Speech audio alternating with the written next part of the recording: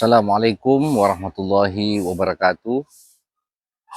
Jumpa lagi bersama saya, Dr. Umar Ali, dalam channel Klinik Ruhani Wasilah Naks, media untuk berbagi sharing terkait tentang ilmu dan praktek keruhanian.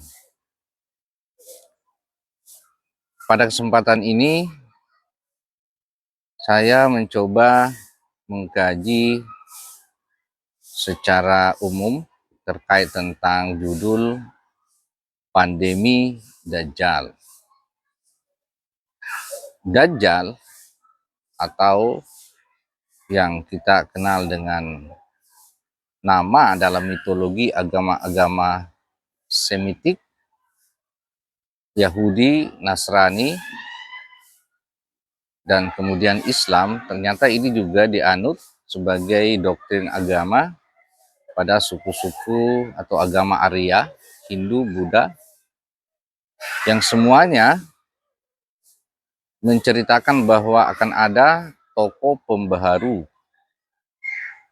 di mana dia akan berjuang, dia akan membongkar dan menghilangkan, memberikan perubahan, reformasi, dan restorasi besar-besaran terkait tentang sistem kehidupan yang penuh dengan ketidakadilan, kezaliman, dan terjadi puncak kekuasaan yang menggerus harkat dan martabat umat pada saat itu. Nah, sekarang di akhir zaman, sebagaimana sabda Rasulullah bahwa Islam sendiri tidak akan lebih dari 14 kurun.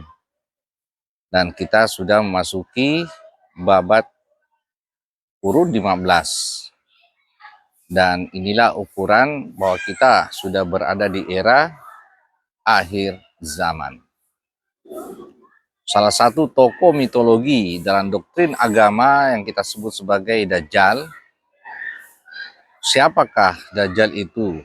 Ini secara kias banyak dikisahkan beberapa hadis bahwa Dajjal itu seorang manusia yang bermata satu, yang di jidatnya tertulis kafir. Nah, sebenarnya ini adalah kias.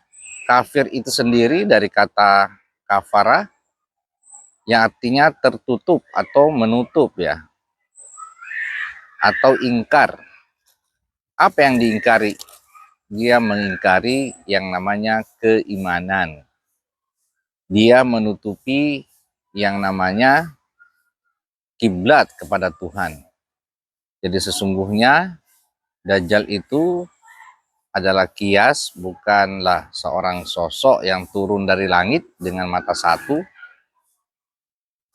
tetapi itu adalah sebuah sistem atau sebuah paradigma sosial yang terjadi, fenomena yang dimana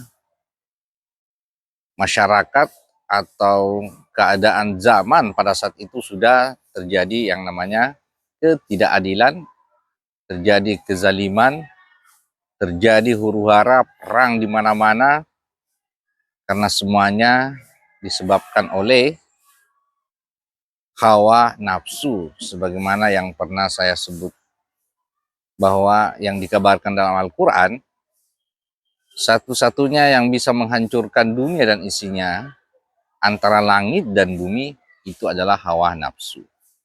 Kemarin kita sudah bahas hawa nafsu, rasa aku akan senantiasa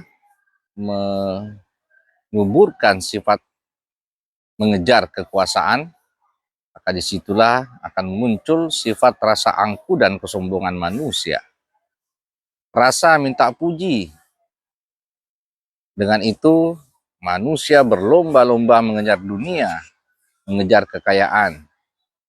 Ujungnya adalah ingin mendapatkan harkat martabat puji di tengah-tengah manusia.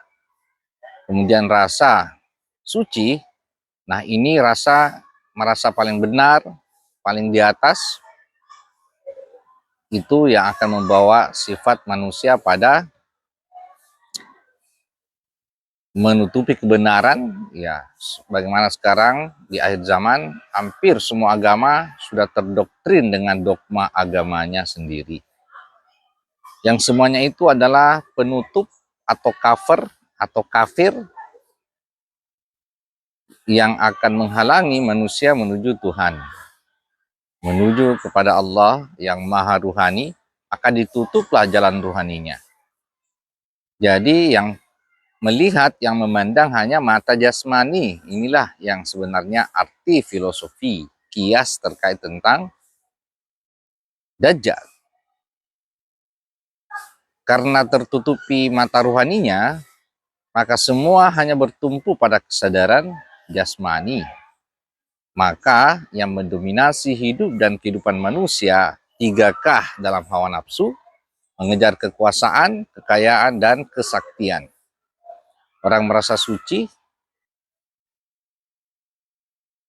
itu akan senantiasa merasa benar, ujung-ujungnya dia mengejar kesaktian, pintar-pintaran, akhirnya agama hanya bertumpu pada akal panca inderanya. Siapa yang jago hafal, siapa yang jago kitab, itulah ahli kitab. Belum dan bukan masuk sebagai ahli agama, ahli akal. Ahli agama ya praktek ruhani sebagai praktisi ruhani yang sudah menempuh atau berjalan menuju yang maha ruhani. Disinilah dogma, doktrin terkait tentang sistem dan sihir Dajjal sudah membius seluruh elemen masyarakat umat dimanapun berada. Masuk dalam pikiran gelombang kesadaran kita yang semakin menguatkan hawa nafsu yang menggiring manusia ke alam bawah sadarnya. Semata-mata hidup ini adalah dunia. Semata-mata hidup ini mencari keamanan, kenyamanan, kesejahteraan secara fisik materi. Tapi dia lupa ada kebahagiaan hakiki yang menuju kepada kesadaran ruhani, kesadaran yang semata-mata niat pada Allah Subhanahu wa Ta'ala. Inilah akhir zaman, telah terjadi pandemi, bencana sosial, bencana multidimensi yang menyerang di seluruh lapisan segmentasi masyarakat, baik kalangan atas sampai kalangan di bawah. Tidak terlupakan ya para ahli agamanya yang ahli kitab itu. Makanya pesan Rasulullah yang aku khawatirkan di akhir zaman adalah fitnahnya ulama. Tokoh-tokoh yang secara jasmani, fisik, ya mungkin kita anggap itu sebuah kebenaran, sebuah kebaikan. Tetapi karena tidak menempuh jalan keruhanian, hanya menyampaikan agama secara akali, secara data-data fisik, data-data empiris jasmani, maka kita anggap itulah ahli atau ulama, ahli agama. Tapi ternyata semua adalah fitnah, di mana tidak membuat umat ini semakin dekat dan semakin mengenalkan kepada Allah Subhanahu wa Ta'ala. Bukti hari ini, perang semakin menguat, konflik horizontal semakin membahara, kejahatan, kezaliman, ketidakadilan nampak terang benderang. Itu berarti agama sekarang ini lagi downgrade, lagi jatuh pada fase yang kritis, di mana semua manusia sudah jauh dari Allah Subhanahu wa Ta'ala, tidak lagi mengenal Allah Subhanahu wa Ta'ala.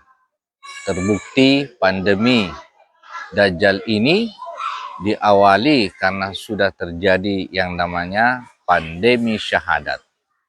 Hampir kita, khususnya umat Islam, masuk Islam bersyahadat hanya sekedar ikrar, mengucapkan syahadat bersaksi, syahadat berucap berkata-kata, tetapi tidak ada syahadat yang bersaksi dan menyaksikan Allah adalah Tuhan yang disembah dan Rasulullah Muhammad sebagai utusannya. Kita sudah kehilangan esensi agama. Syahadat sudah tidak bisa dipraktekkan secara amalia. Syahadat tidak lagi pada koridor, metodologi dan sistem agama yang sebenarnya. Maka jangan heran, sekarang semua merasa beragama, tetapi tak bertuhan atau tidak kenal Allahu Subhanahu wa Ta'ala. Maka di akhir zaman, sihir Dajjal yang akan membahana, yang semakin membius hampir di seluruh dunia. Maka janji Allah akan datang sang pembaru yang akan kembali merubah dan menghancurkan sihir dan sistem Dajjal itu. Inilah sang juru iman, sang juru selamat. Islam menunggu Imam Mahdi, sang juru selamat, sebagai sang pembaru yang menunjukkan kebenaran. Nasrani menunggu Al-Masih, Yahudi menunggu sang Mesias, juru selamatnya. Hindu menunggu Atman, Buddha menunggu guru Buddha, Kejawen menunggu guru sejatinya. Nama yang berbeda-beda tapi hakikatnya hanya pada bertumpu pada satu orang yang sama. Dan ini hanya bisa dipandang melalui pandang mata ruhani. Siapakah sekarang sosok yang menunjukkan, yang membawa perubahan, yang menunjukkan kebatilan, yang menunjukkan kesesatan kita sekarang?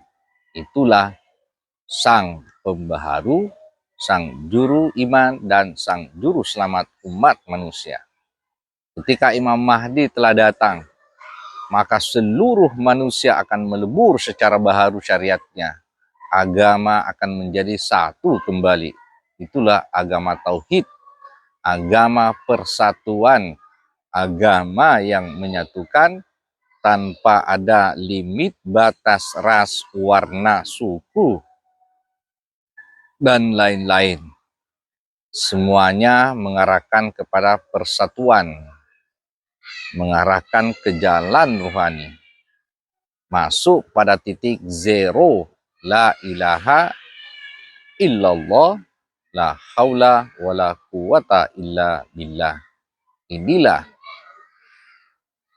titik posisi manusia yang akan kembali kepada Allah, kepada Tuhan yang maha mengetahui, dan itulah titik zero yang akan membumi hanguskan seluruh elemen jasmania untuk menuju Allahu Subhanahu wa Ta'ala yang maha mutlak.